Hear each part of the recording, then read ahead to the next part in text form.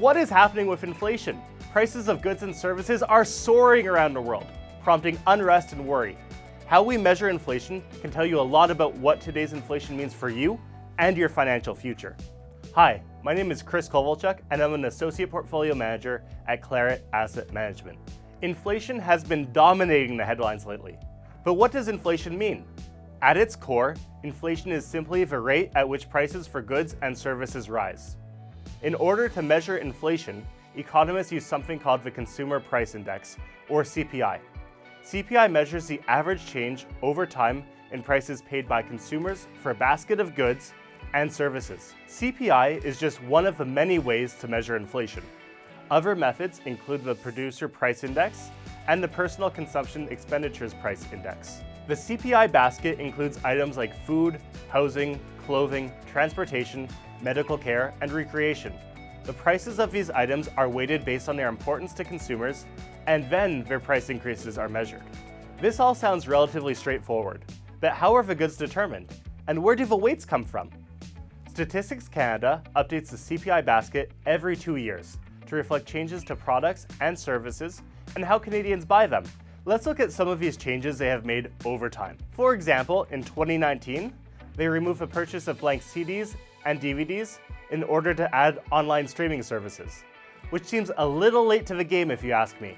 More recently, in 2022, there was a noticeable change in the way in which used cars were used in CPI data. How is this incorporated into CPI? Before 2022, new car prices were used to estimate the entirety of the Purchase of Passenger Vehicles Index, or PPVI, effectively using new car prices as a proxy for used car prices.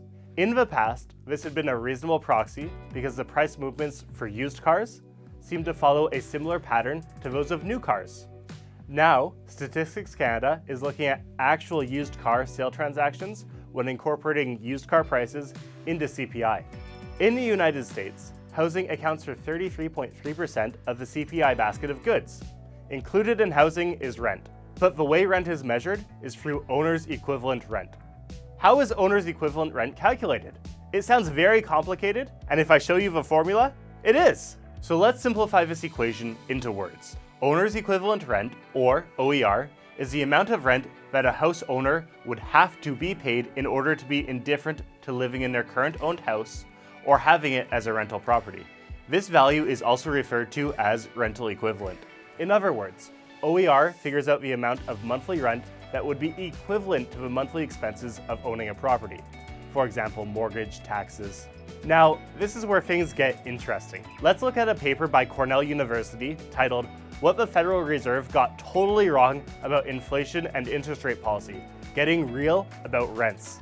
This paper found that since the end of 2013, housing, and in particular owner equivalent rents, has dominated both the core and all items measured in CPI in a manner never seen before, even during the housing bubble of the 2000s. This has distorted measures of inflation considerably. Instead of attempting to replicate a household's actual carrying costs, which would vary widely among different households, the Bureau of Labor Statistics surveys owner-owned households with a relatively simple question. If someone were to rent your home today, how much do you think it would rent for monthly, unfurnished, and without utilities? The data obtained in this fashion is of course somewhat imprecise. This is also a loaded question, and it has a material connection to both the overall rental market surrounding a given property and the value the homeowner ascribes to their home. This creates a situation where people may not be aware of how much their home could actually rent for, as illustrated in this chart from the St. Louis Federal Reserve. When being asked this question, respondents are anchored to their previous answer. The anchoring effect is a cognitive bias that describes common human tendencies to rely too heavily on the first piece of information offered, the anchor, when making a decision.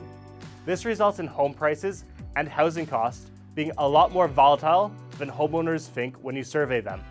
Why does this all matter? It's important to understand where a number is coming from and what is driving that number to increase or decrease. It helps give context to the data and can help explain why certain things are happening in the economy.